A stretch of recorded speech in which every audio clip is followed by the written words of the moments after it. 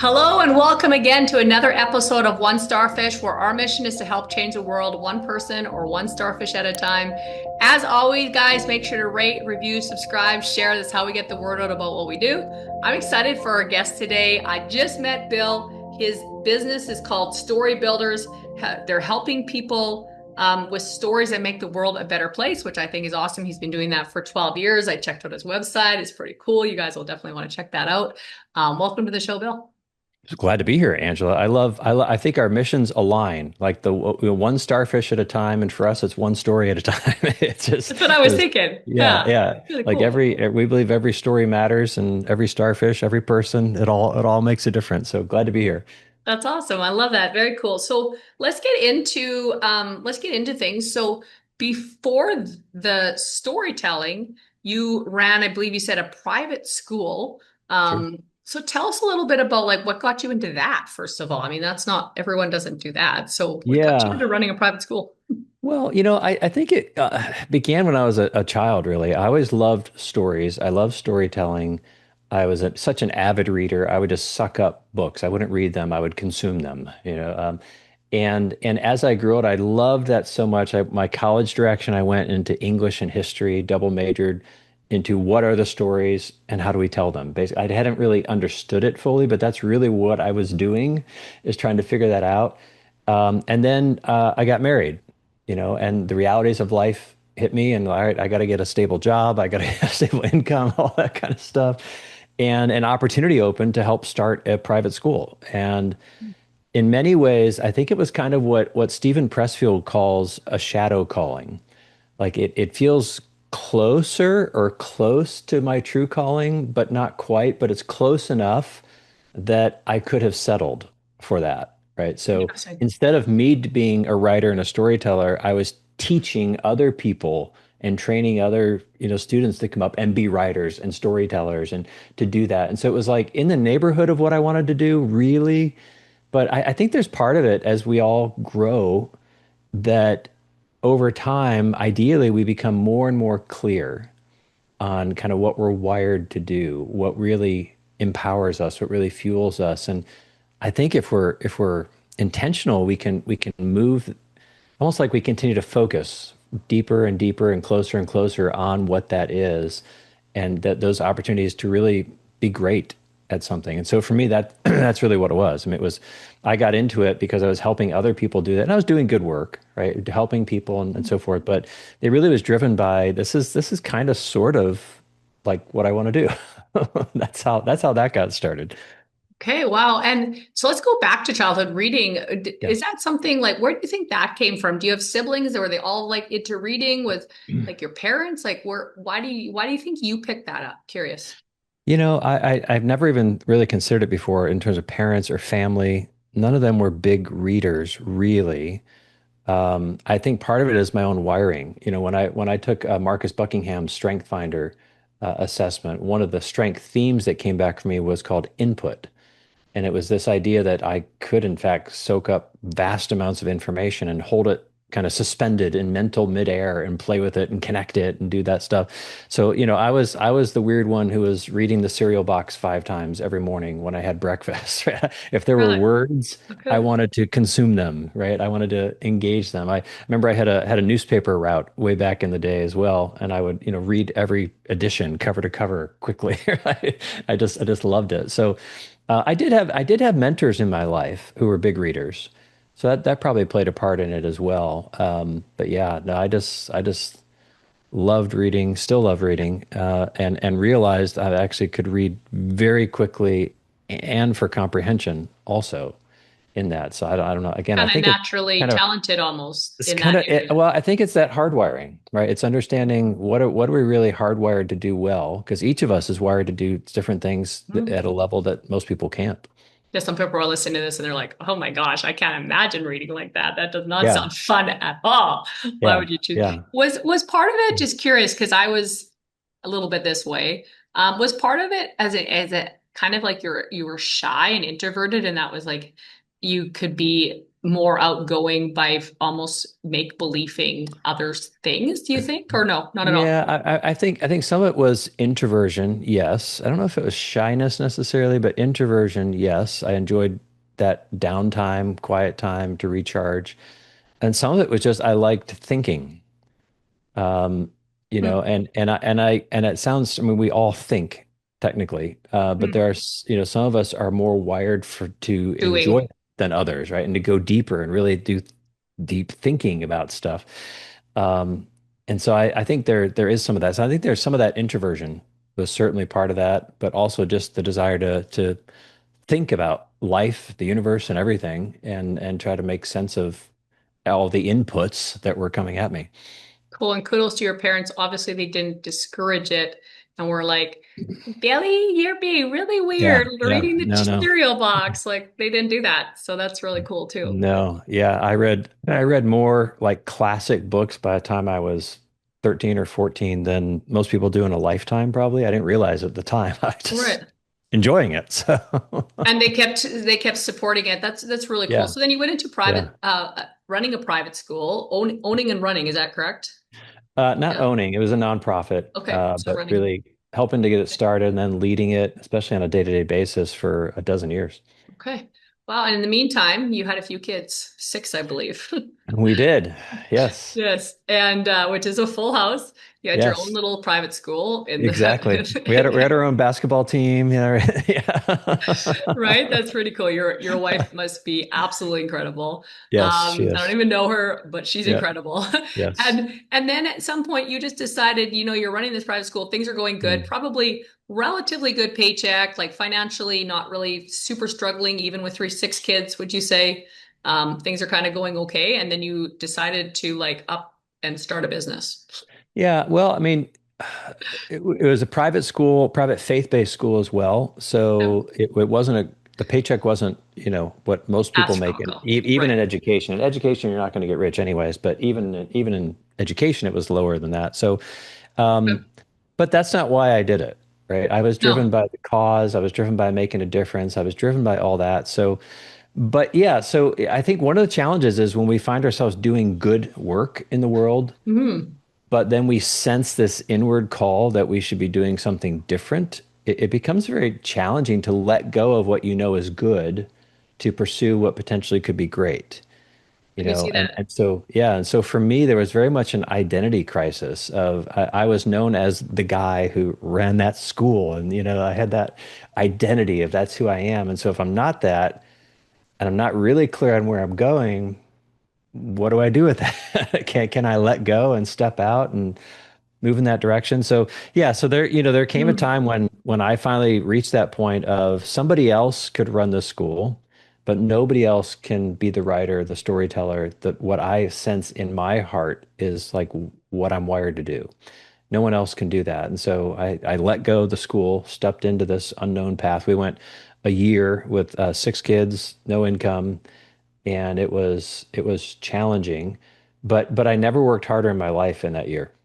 I mean, Hmm. it was constant work. I was talking to everybody I knew in the publishing industry and everybody I didn't know in the publishing industry, and developing books and book proposals and shopping them to publishers, and really just becoming a student of the art and science of storytelling, and just diving into that. And I remember one time in particular, I was sitting out in the backyard. It was springtime. We were in Ohio at the time, and I was working on a book idea. And outside of me, the sun was shining, the birds were singing. It's a beautiful day. But inside, I was like wrestling with every fear of, is this going to work? Are the kids going to end up sleeping in cardboard boxes under a freeway overpass somewhere? Like, how am I going to face them and say, "Hey, Dad tried this and it didn't work, and so we're going to have to do something." All of that stuff, but I kept moving forward and I kept writing. I kept doing that, and actually, the book idea I was working on that day ended up being picked up by a publisher. And in the process of doing that, though, I realized I'm actually really good at this. Not only good at reading, but actually at the writing of them. And then other people began to ask for my help. Hey, can you help me with my book? And out of that eventually came StoryBuilders. And we just had the privilege of helping everybody from John Maxwell and Lewis Howes and Dean Graziosi and all these big names but also all these people that maybe you haven't heard of yet, who have a valuable message, who are looking to get that out in the world, and we help them really bring that to life in so many different ways and to really make the world a better place. So all of it, to me, it came down to my breakthrough began when I was willing to start with my story. And what is my story? And I'm going to lean into that and be authentic to that. And I think that's where breakthrough begins for everybody. It's when we're willing to be authentic with the story that we have to tell and we have to share and lean into that advantage that each of us has. So how did the conversation go? Hey, honey, we're going to quit this job and I'm going to become an entrepreneur and Yeah. write stories. And are you on board with that? Yeah. Well, you're giving me way too much credit, Angela. Because at the time, I was not setting out to become an entrepreneur. I was just setting out to do what I love to do. And I didn't know that that would result in being an entrepreneur. I had no idea where it was going to take me. I thought maybe I was going to be a speaker or a writer, although I didn't have a good sense of what any of that stuff meant. Um, but Okay, I so you're knew, more like, I'm going to quit my job and we don't know where we're going, but I'm just going to like do some yeah, stuff. yeah. I know I'm not supposed to be here, and I'm supposed to be moving in this direction. And I do. And she first of all, she was incredibly supportive.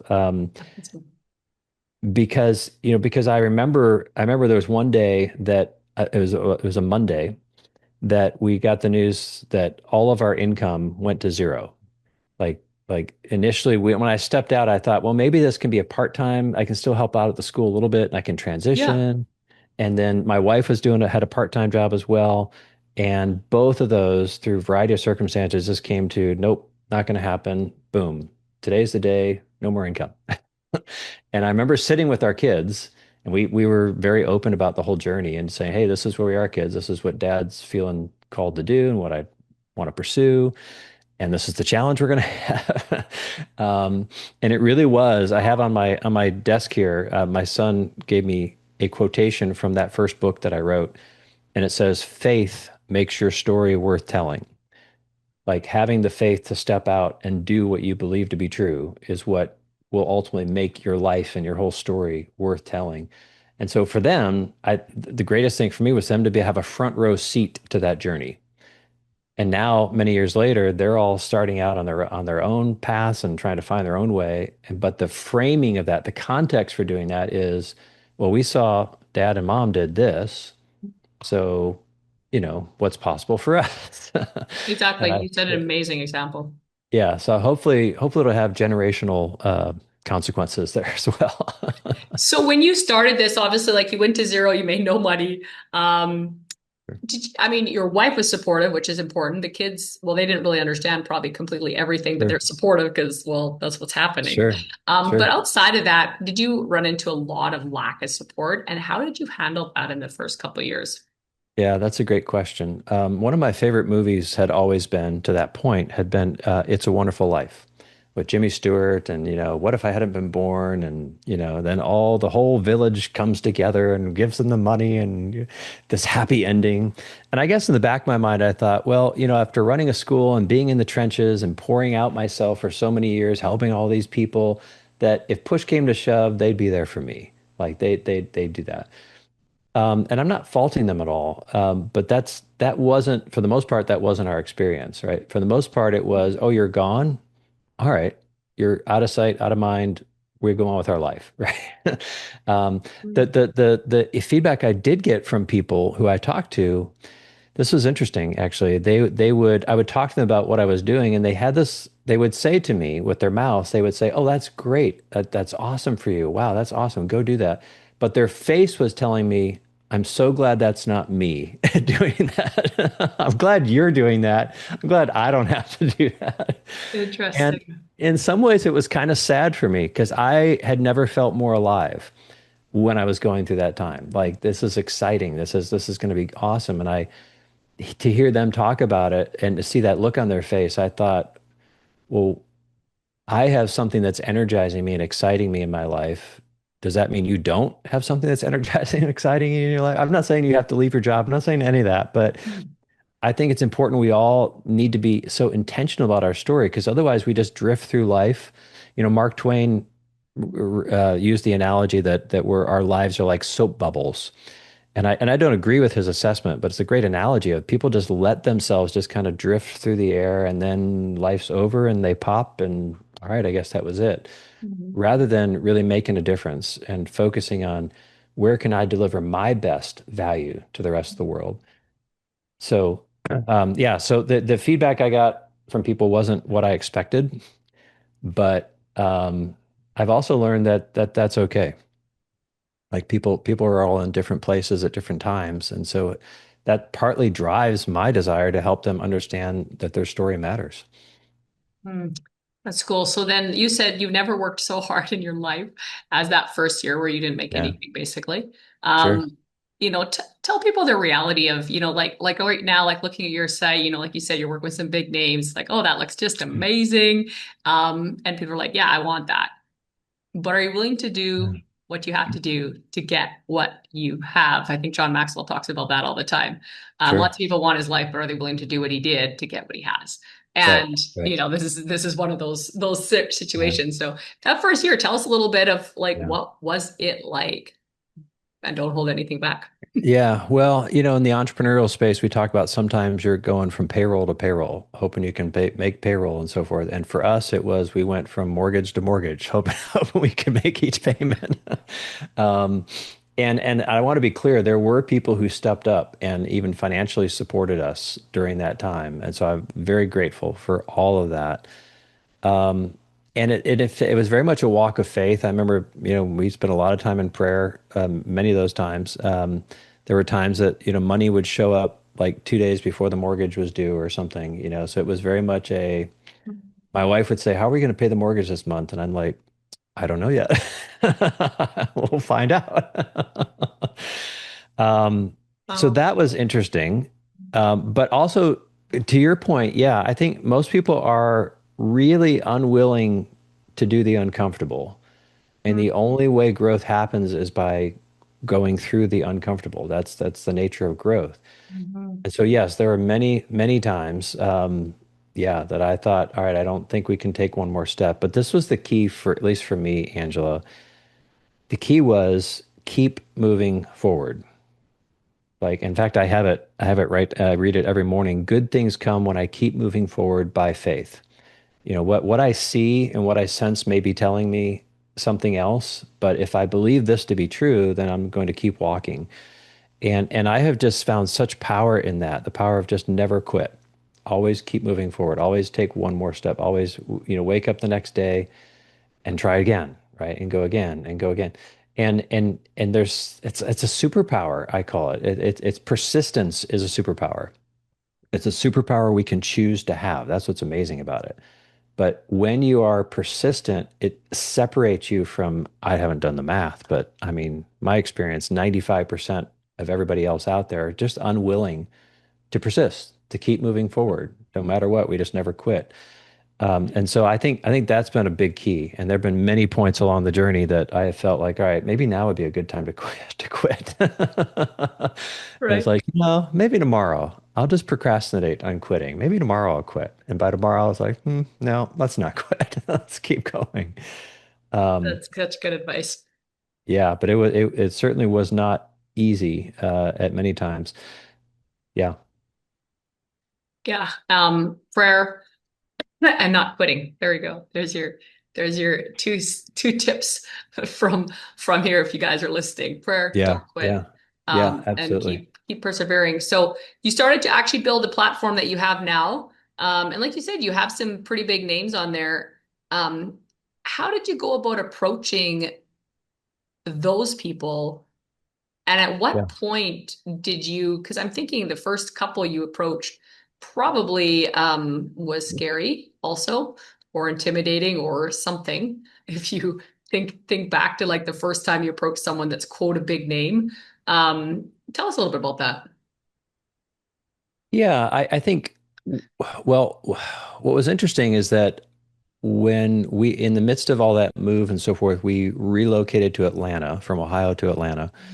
That was a whole faith story in its own. But in the process of that, I began working with a friend who had his own digital agency that he was building. And so I came along and said, all right, let me help you do that. Again, it's still a bit of a shadow calling. It wasn't it was closer. Mhm. I had moved closer, but I still wasn't there.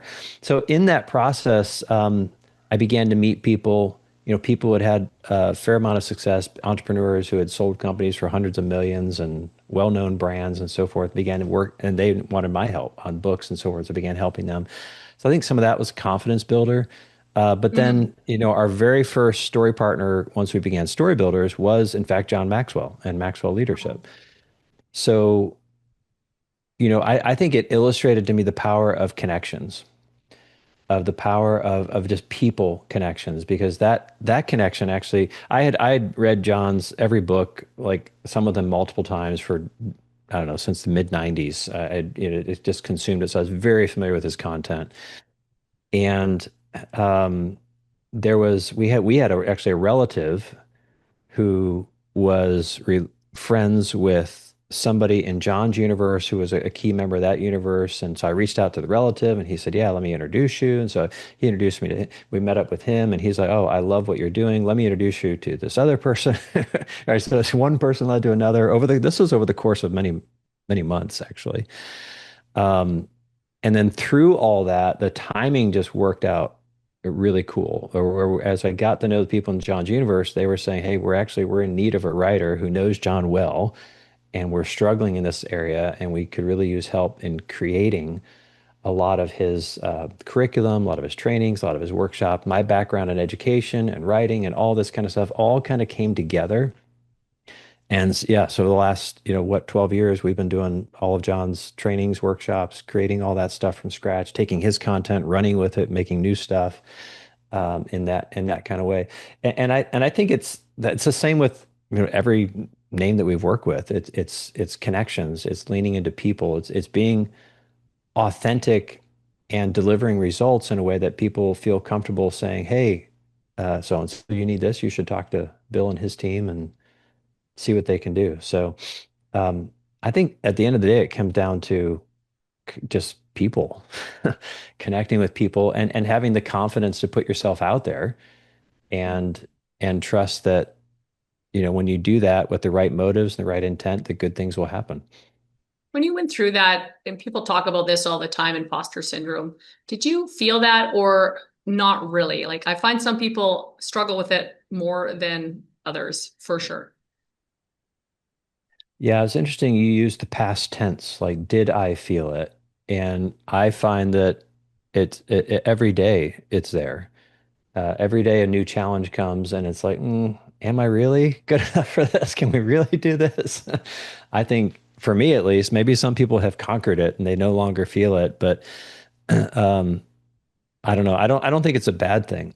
I think it's a good thing. I think it helps keep us grounded, helps keep us humble as we go forward and as we have success to think, all right, that's great. Let's celebrate that. And then let's not get overconfident with whatever is coming next. Let's make sure we can actually be positioned to do what we want to do here.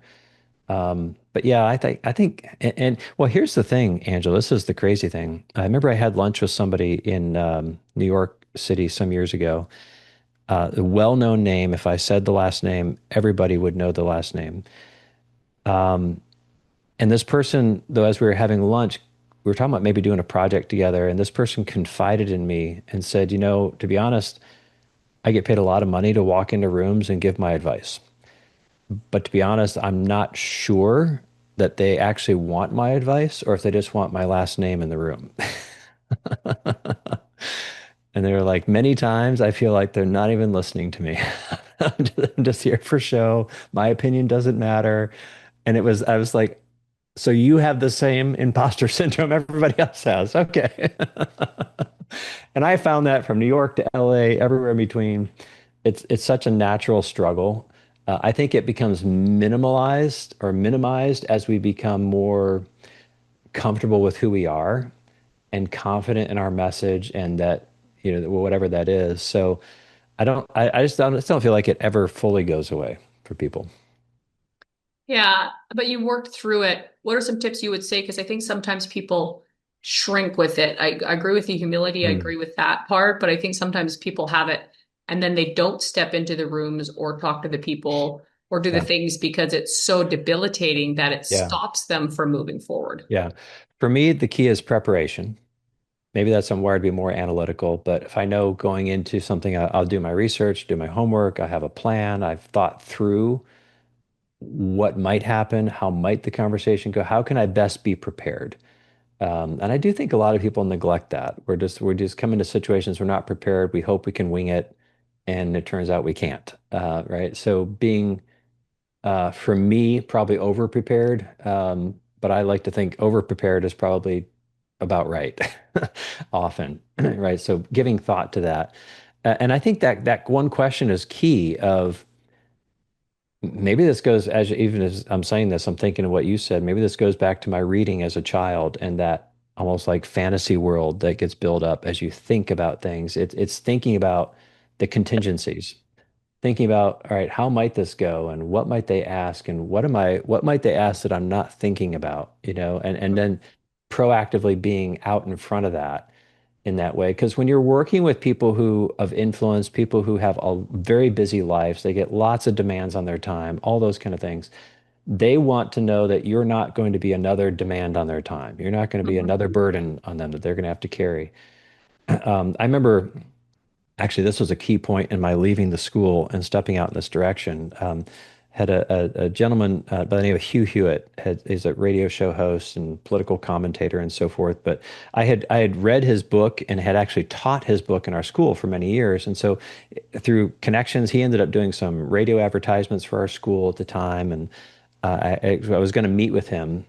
He came to our school, and so I thought, I had the idea, hey, I've been teaching your book for many, many years. I've kind of developed this whole study guide and curriculum to go with your book. I wonder if the publisher might be open to doing a new edition of the book with the study guide, with all this stuff together. And I remember being hesitant to bring it up. Like, what if he says no? What if it doesn't work? I'm going to look like a fool putting this out there. And I actually, in preparation for that conversation, I was doing research and I found a speech that Hugh had given like a few years earlier, a commencement speech. And he told the graduates, hey, whenever you get an opportunity to ask something of someone of influence, don't hesitate to ask. Make the ask, right? And so when I sat down with him, I said, hey, you gave a speech a few years ago and you said, Makes sense. and so I have an ask. And it was Wow. amazing. Right away, he pulled out his iPad. He was like, got his notes out and like, tell me what you need. I'm like, okay. So I did. We ended up working on that book and republishing it and so forth. And in many ways, it was kind of the germination of the idea that would become story builders of how do you take a story and make it better and reach more people. Wow, that's so cool and inspiring. Awesome. Well, I know we don't want to we'll skip over, so tell us a little bit about your Sure. newest book that you've had coming out and what the purpose of it is and what it's about. Yeah, the book is Your Story Advantage, how to maximize your impact, influence, and income. It's a proven path to do that. That's really what it's about. It's about your story advantage, that each one of us has a unique advantage already inside of us. It comes from our unique story. And by story, I don't just mean what's happened to someone. I mean the lessons they've learned from it, the ideas they've developed around it, what has come, maybe they've built a business, and then what has come from that intellectual property they built around it, or process, or all those kind of stuff. Some people might think of it as their personal brand, or all those kind of things that each one of us has this unique story. And what I've done in the book is really take these 12 years of experience and unpack what we call our storytelling structure and how to use our structure to build your story ecosystem, like a whole business idea around it, of getting clear on your brand story, and then your book as your message multiplier. And then finally, how do you monetize it? How do you make money with all these things, right? So it really walks people through that super practical, trying to give really practical tips of this is actually the nuts and bolts of how we do it behind the scenes, kind of pulling back the curtain and empowering people to take advantage, to leverage their story to do more good in the world. Cool. I love that. Guys, all this stuff will be in the show notes. So definitely check out the book, check out the webpage. If you're looking at writing a book or something like that, all that stuff, I've been through all the webpage. There's lots of information, lots of different options out there to get your story out too, which is pretty cool. But yeah, and wrapping up, I always have three final questions and then anything we didn't touch on that you think would be really impactful for our listeners. So Mhm. first and final question, and it's kind of funny you've talked about shadow calling. So this is similar. If someone's looking for their purpose, what's one Mhm. sentence you could say that could help them find it? The one sentence that's coming to mind is that you probably already know a lot about what that purpose is. Hmm. Like I do think we kind of know it, we sense it, it's in there, and we keep coming back to and around it and reconnecting with it and in the vicinity. And I think many people just don't take time to slow down and intentionally work through the process. I actually used Marcus Buckingham's book, The Truth About You, Hmm. and that really helped a lot crystallize what came to be my strengths statement that I developed that really helped crystallize where my focus is. Hmm. And as I did that, I really understood that, yeah, I've always kind of thought that was the case. I just didn't know it was a thing, right? I didn't know it was something, but that Cool. explanation is more than one sentence. That's okay. I love it. Second one, our second question is what's a favorite quote and why?